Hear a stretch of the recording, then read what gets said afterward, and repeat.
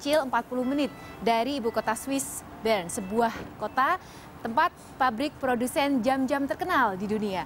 Kali ini saya akan menemui seorang wanita muslimah dari Aceh yang bekerja sebagai pembuat jam di kota Biol ini. Seperti apakah perjalanan dia? Ikuti perjalanan saya.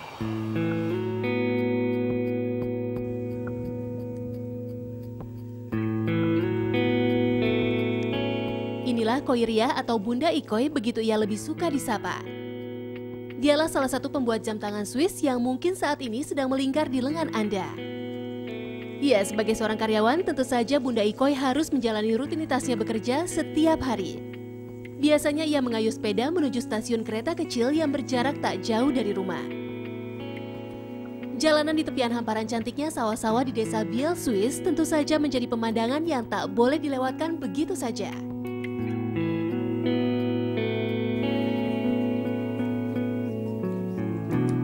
Setibanya di stasiun, sepeda ia letakkan di tempat parkir khusus sepeda. Lalu ia pun melanjutkan perjalanan paginya dengan naik kereta.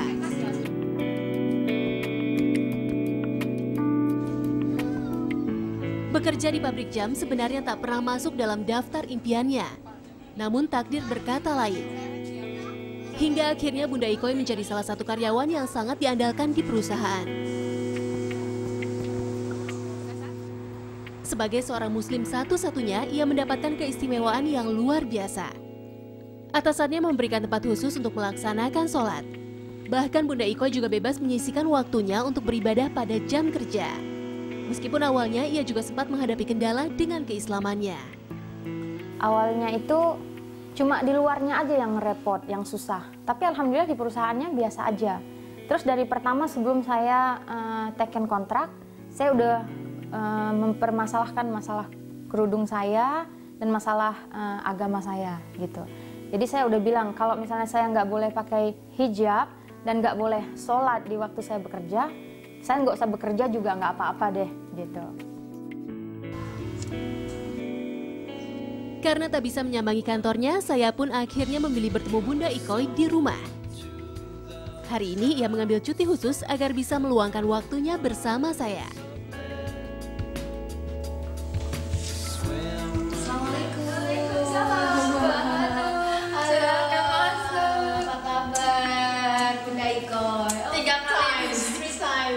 And you must be Abdul Jabbar, atau Marco Kohler, or Abdul Jabbar. Abdul Jabbar, yeah. Abdul Jabbar. Abdul Farid. Very nice house here as well. Thank you. Please come in, inshallah.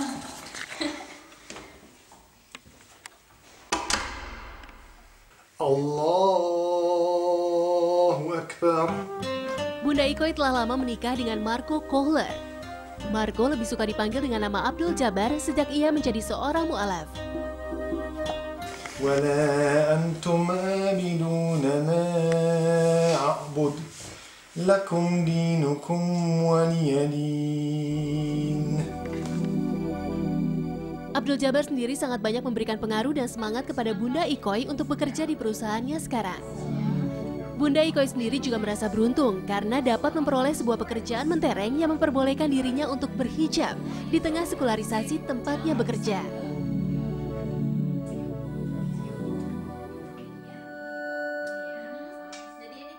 Sambil berbincang, Bunda Ikoy akan memberikan sebuah rahasia kecil tentang bagaimana membuat jam tangan yang baik kepada saya.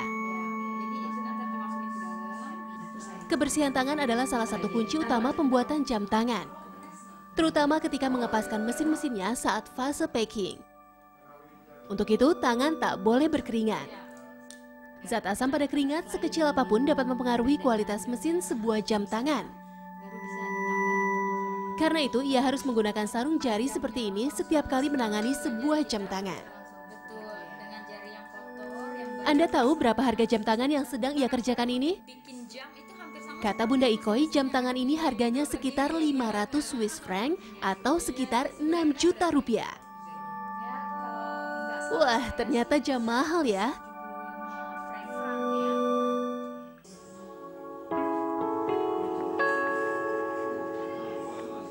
Bunda Ikoy selalu bersyukur atas kehidupan yang ia jalani. Dengan keahliannya dalam membuat jam tangan yang piawai dan akurat, tentu saja ia mendapatkan bayaran yang tidak sedikit. Namun uang yang ia dapatkan selalu ia niatkan untuk zakat, guna membantu saudara-saudara muslim dunia yang kurang beruntung.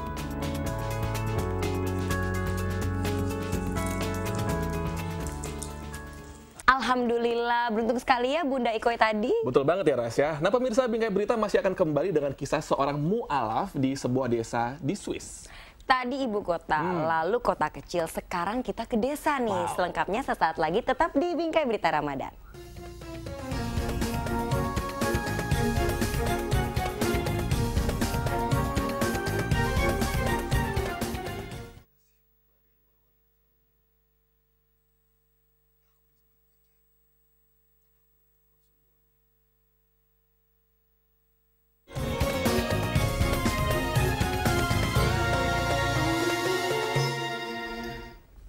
Di kota besar yang warganya heterogen, toleransi sudah menjadi hal yang wajar.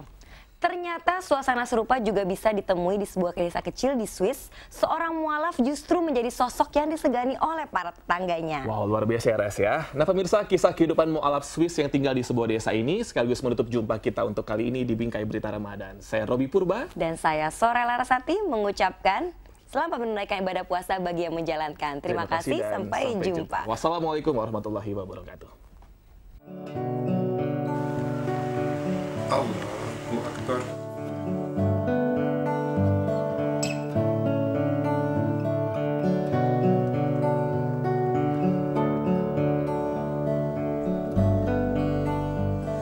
Menjadi muslim di kota besar di Eropa itu hal biasa. Tapi bagaimana jika menjadi muslim yang tinggal di sebuah desa yang jauh dari saudara muslim lainnya? Di daerah yang sulit untuk mendapatkan makanan halal atau sekedar tempat beribadah misalnya. Tentu saja kondisi itu akan menjadi tantangan tersendiri. Ya pemirsa, saat ini saya berada di Desa Nirah, kira-kira 80 km dari kota Zurich di Switzerland.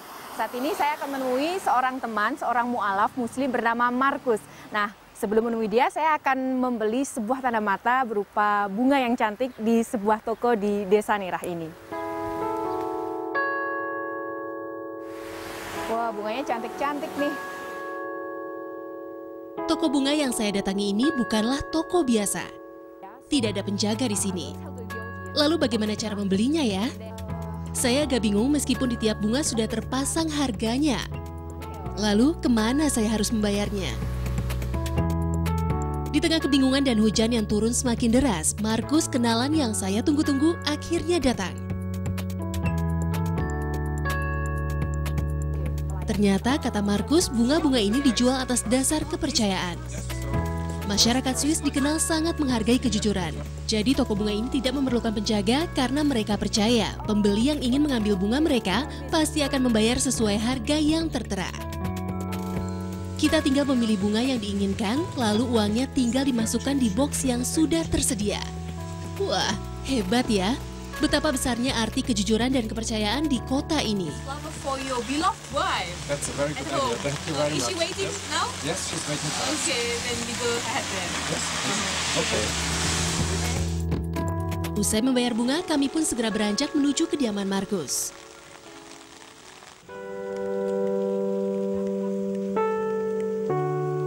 Istri Markus, Siti Zubaidah, rupanya telah menunggu kedatangan kami. Siti Zubaidah adalah seorang wanita berkeluarga negaraan Singapura yang telah dinikahi Markus sejak tahun 2001. Thank you. Meski menikah dengan Siti, kecintaan Markus terhadap Islam bukan didasari oleh ikatan perkawinan saja. Markus memang telah lama mendambakan sebuah keyakinan yang dapat membuatnya merasa damai. Perjalanan Markus menjadi Muslim cukup mengharukan. Pasalnya, sang ibunda tercinta justru seorang guru agama Kristen di sebuah sekolah. Meski awalnya mendapat tentangan dari seluruh keluarga, akhirnya sang bunda menyerahkan keputusan kepada Markus yang telah dewasa.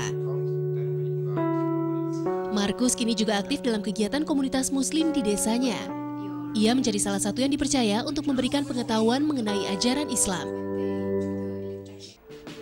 Selain bekerja sebagai seorang banker, Markus tak lupa memelihara keutuhan keluarganya dalam Islam. Anak sematawayangnya Aisyah Maria ia dekatkan dengan banyak kegiatan religius.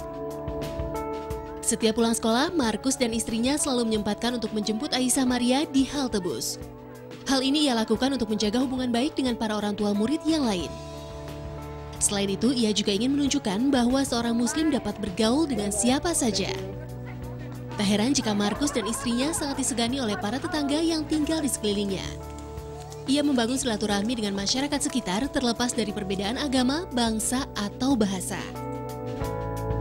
Bagi Markus, banyak pekerjaan rumah yang harus ia kerjakan sebagai muslim. For Muslims to organize first themselves. You might have heard we have the minaret ban. There's no azan, it's illegal. We cannot slaughter halal, it's illegal. And there are no graveyards for Muslims. Sejak menjadi muslim pula, Ramadan senantiasa menjadi bulan yang ia nanti-nantikan.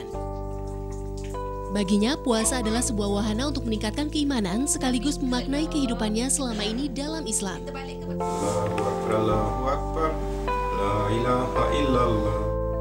Ia tak pernah merasa takut menjalani puasa, meski harus menjalaninya selama hampir 18 jam sehari seperti tahun ini.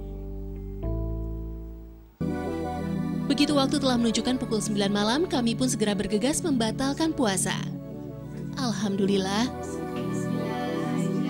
Ya, berpuasa di tengah-tengah keluarga muslim di sebuah desa kecil jauh dari kota di Eropa merupakan sebuah pengalaman luar biasa bagi saya. Markus dan keluarga kecilnya bertekad apapun yang menjadi kendala hidup di negeri minoritas muslim tak akan mengurangi nikmat keimanannya terhadap Islam.